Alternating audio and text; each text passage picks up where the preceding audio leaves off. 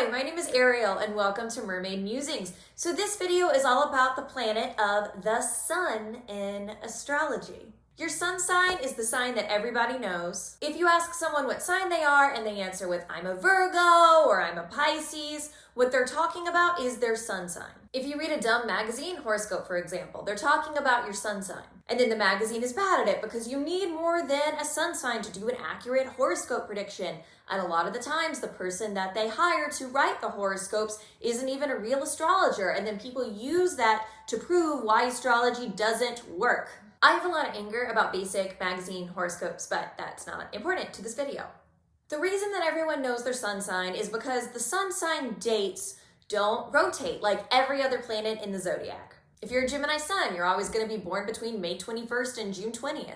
If you're a Scorpio sun, you're always going to be born between October 23rd and November 21st. All the other planets in your natal chart are constantly in motion. For example, I'm born on January 25th, and I have my moon in Gemini, Mercury in Capricorn, Venus in Aquarius, Mars in Gemini, etc., going all the way through the planets. However, somebody else born on January 25th is most likely going to have a different combination of planets in their natal chart. However, they will still have the exact same sun sign as me, meaning they will always have an Aquarius sun no matter what year they were born. That's why this is the most prominent planet that everybody knows, because it's super easy to keep up with. You don't have to look up your natal chart or understand anything about astrology to know what sun sign you are. The reason every other planet moves and the sun does not is because that's literally what's happening in our universe. The sun is the center of the universe. It never moves. It is always in the exact same spot. Whereas all the other planets are constantly in motion, moving around the sun. So that's repeated in astrology, where the sun sign dates never change. But because the other planets are in motion, the dates that those planets are in a particular sign are constantly changing. The biggest misconception that I would like to clear up in this video is that you are not your sun sign. If you're a Libra, it's not that you're a Libra, that's just one component of your natal chart. Your sun sign isn't any more important than anything else going on in your natal chart, but when we refer to ourselves as a Libra or as a Sagittarius, we make it seem that way. In my opinion, all your personal placements carry the same amount of weight in your natal chart. Then you also have to look at aspects and what house the signs and planets fall under. It all works together as a whole. No one piece in your natal chart is more important than another. So by me saying I'm an Aquarius, that's simply not true. I am my natal chart as a whole. This is one of those annoying things people use to disprove astrology, but you're only looking at one component of it. Taking one section of someone's natal chart and using that to describe their entire personality isn't going to work. So no one is ever going to fully relate to their sun sign. So when someone says, I'm a Capricorn, but I don't really act like one. Yeah, because you're not a Capricorn, you're your natal chart. Now, what is the sun sign specifically? Well, it's a few things, but let's start with the ego. I feel like we associate ego with negative connotations in our society, but the ego doesn't have to be bad. It can be, but it doesn't have to be. Our ego is actually so important because without it, we wouldn't stand up for ourselves. We wouldn't have respect for ourselves. Our ego is there to ultimately protect us. It's when our ego gets so huge that it takes over everything else and our ego begins to lead us that our ego becomes a problem. Our ego isn't meant to lead. It's meant to work in tandem with other parts of our personalities. Right now, so many people are off balance and their scales are more tipped towards their ego than their emotions. They're putting more focus on their ego and neglect their heart. We use our ego to build up a wall around ourselves to protect ourselves. It hurts when someone says something insulting to us. So we send our ego out to deal with it because we don't want our heart to take the hit. But when we do that, we can't get to our heart either. Our walls aren't just keeping everyone else out, but they are keeping us out too. Using our ego to build up walls to protect ourselves detaches us from our true nature. When we build up walls with our sun sign, we are blocking out our moon sign, and our moon is our emotions. You can't get to your deepest emotions when your ego has become so inflated. Everything in your natal chart is important, like I was saying before, right? So when you overinflate your sun, you're dismissing other parts of your personality, which only works to your detriment. So it's important to keep your ego in check and only use your ego in a beneficial way. Use your ego to protect yourself when someone is trying to run all over you, but don't overextend your ego to use it to run all over other people. Don't think of your ego as a wall. Think of your ego as a boundary.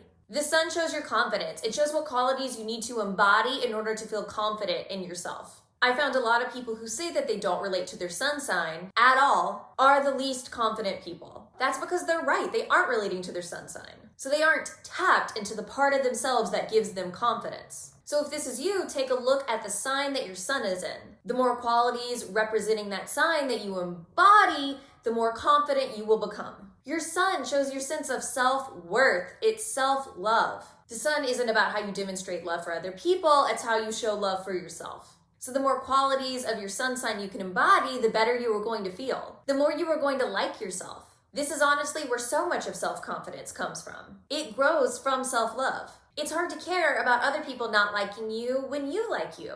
When you have self-worth, other people's opinions don't really matter. The sun shows so much of how we relate to ourselves. The sun shows how we generate positivity in our own lives. It shows what we need to do in order to feel joy. People who are the most positive usually embody many of the traits that go along with their sun sign. If you don't, it's really easy to go negative. So if you're someone who's like, I want to be a more positive person, look at your sun.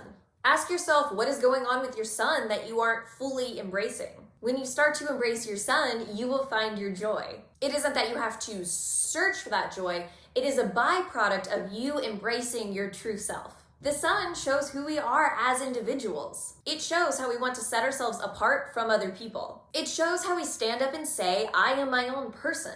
When you think about it, you don't shine when you're part of the crowd, right? So it's how you separate yourself from the crowd by taking the spotlight and pointing it on yourself. The sun is where you shine. When you embody your sun sign, you're embodying your brightest self. Makes sense, right? The sun is literally the center of the universe and it's shining light on everything. So it's the part of yourself that makes you shine, that makes you grab other people's attention. When you aren't embodying your sun, this sounds bad, but you're just kind of dull. You're kind of lifeless. The sun is literally what gives all life to the universe. So you need the sun within yourself to feel fully alive. The sun is your energy. Now, I'm sure a lot of you are thinking, the sun isn't your energy, that's Mars, which is also true. Mars is when you get those energetic bursts of energy. Mars is basically you moving in a sprint. The sun is more of a marathon. It's not burst of energy or high energy. It's what you need to do in order to have energy every day. If you're someone who's constantly tired, take a look at your sun sign. If you're ignoring your sun, you're gonna feel like you have no energy. Like an Aries who's not having fun every day is going to feel lifeless. A Gemini who's having a lack of communication every day will have a lack of energy. A Scorpio who isn't connected to their deepest emotions isn't going to have energy. So if you're having a hard time connecting to feeling your most alive, look at your sun and that will give you the answers of what you need to do. The sun wants to bring stability to the qualities that it generates in your life. The sun shows the qualities in yourself that you need to embody every day. That's why the dates don't change. What the sun represents, it wants those qualities to remain stable, even when life is happening around you to shake that up. The sun wants you to have an unshakable sense of self-confidence. It wants you to have unshakable self-love. It wants you to shine every day. The sun is a really big grounding force in our lives. So you need the sun in order to create stability within yourself. Something that I think is important to understand about the sun is that your sun is usually something that has to be developed. It doesn't just innately come to you like your rising or your moon sign, which is something that I think a lot of people don't understand. It takes some people a while to develop confidence in themselves, so they really don't start acting like their sun until later in life. Most people, when they are younger, act more like their rising and their moon sign.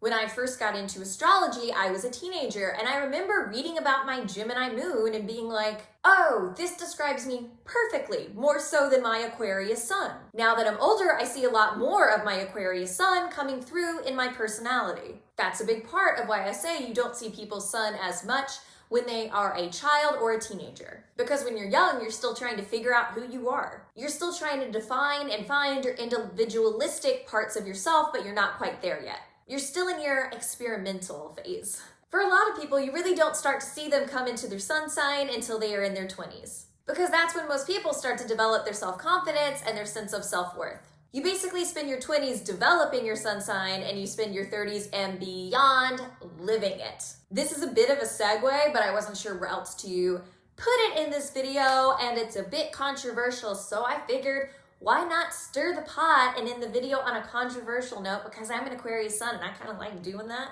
When you meet men who are really sexist, those men usually over-identify with their sun at the expense of their moon. So they're letting their ego lead. Their natal chart is no longer balanced. They are letting one planet take over the others, which isn't good. We as a society program men to think that they have to embody the skill set of their sun sign over everything else and at the expense of other parts of their personality. So men who over-identify with their sun sign and aren't in touch with their moon sign are usually the men who are the most sexist and don't have respect for women. So please, if you are interacting with young boys or young men or just men in general, allow them to embody the traits of their moon sign.